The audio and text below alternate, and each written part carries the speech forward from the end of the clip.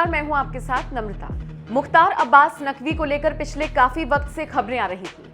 खबरों में कहा जा रहा था कि बीजेपी उन्हें उपराष्ट्रपति पद का उम्मीदवार बनाएगी, लेकिन इन तमाम खबरों पर शनिवार शाम को उस वक्त विराम लग गया जब आधिकारिक तौर पर जगदीप धनखड़ के नाम का ऐलान कर दिया गया। बीजेपी अध्यक्ष जेपी नड्डा ने साफ कहा कि कई नामों को लेकर हम चर्चा कर रहे थे, लेकिन जगदीप धनखड़ के नाम को फाइनल किया गया है। प्रधानमंत्री जी की उपस्थिति में सभी सदस्य हमारे मौजूद रहे हैं और पार्लियामेंट्री बोर्ड का जो मुख्य विषय आज था संसदीय बोर्ड का, वो विषय था कि उपराष्ट्रपति पद के लिए भारतीय जनता पार्टी और एनडीए का कैंडिडेट का चयन प्रक्रिया। तो इस चयन प्रक्रिया के लिए हम सब लोग बैठे थे। आदरणीय प्रधानमंत्री जी की उपस्थिति में सभी बातों की चर्चा हुई। कई नाम हमारे पास आए जिन पर चर्चा हुई, बड़ी वृहद चर्चा हुई। सभी दृष्टि से चर्चा में, समाज की दृष्टि से, देश की आवश्यकता, बाकी सारी चीज़ों को देख करके सभी नामों पर बड़ा गौर किया गया।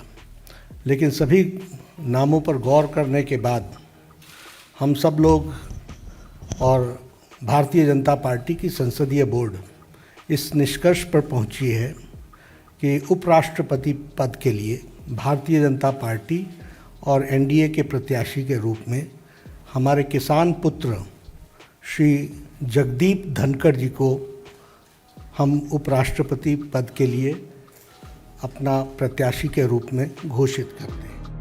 जैसे ही जेपी नड्डा ने ऑफिशियल तौर पर ऐलान किया कि बीजेपी की तरफ से वाइस प्रेसिडेंट पद के उम्मीदवार पश्चिम बंगाल के राज्यपाल जगदीप धनखड़ होंगे, वैसे ही लोगों के मन में नकवी को लेकर तरह तरह के सवाल आने लगे। इनमें से एक सवाल सबसे अहम था और वो ये कि अब नकवी को कौन सी जिम्मेदारी मिलेगी। बीजेपी ने उनके लिए कुछ सोचा भी है या फिर उन्हें साइडलाइन कर दिया जाएगा। ये सवाल उठने इसलिए भी लाजमी थे क्योंकि नकवी पहले ही केंद्रीय मंत्री के पद से इस्तीफा दे चुके थे। तो ऐसे में अब उनके पास क्या बचा? क्या उनका राजनीतिक करियर खत्म हो जाएगा? हालांकि इन सब सवालों के बीच बड़ी जानकारी मिल रही है कि नकवी के लिए बीजेपी ने कुछ बड़ा सोचा है। रिपोर्ट्स की माने तो मुख्तार अब्बास नकवी को संगठन में बड़ी जिम्मेदारी दी जा सकती है। अब देखिए, इसी साल गुजरात और हिमाचल प्रदेश में विधानसभा चुनाव होने हैं।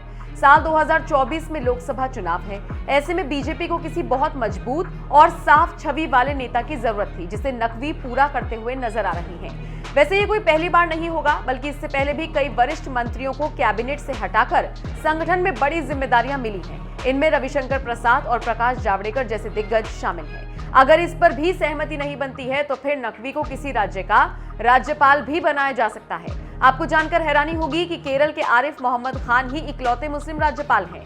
ऐसे में अगर नकवी भी किसी राज्य के राज्यपाल बनते हैं तो ये बड़ी बात होगी। वैसे भी भाजपा पर मुस्लिम विरोधी होने के आरोप लगते रहे हैं। ऐसे में नकवी को ये संवैधानिक पद दिया जाता है तो भाजपा पर लगते ये आरोप बेबुनियाद साबित हो जाएंगे। फिलहाल ये असमंजस की स्थिति है, न सिर्फ नकवी के लिए बल्कि बीजेपी के लिए भी और जनता के लिए भी। नकवी की साफ छवि ही कारण है कि लोग उन्हें काफी पसंद करते हैं। आपको बता दें, नकवी ने अपने राजनीतिक करियर की शुरुआत 1975 से की थी। आपातकाल का विरोध करने वाले नकवी उस वक्त जेल भी गए थे। छात्र नेता रहते हुए उन्होंने कई अहम कदम उठाए। साल 1998 में रामपुर से बीजेपी ने नकवी को टिकट दिया था और वो चुनाव जीत गए थे। बहरहाल, आपका इस पूरी खबर पर क्या कहना है? कमेंट करके अपनी राय हमें जरूर दें।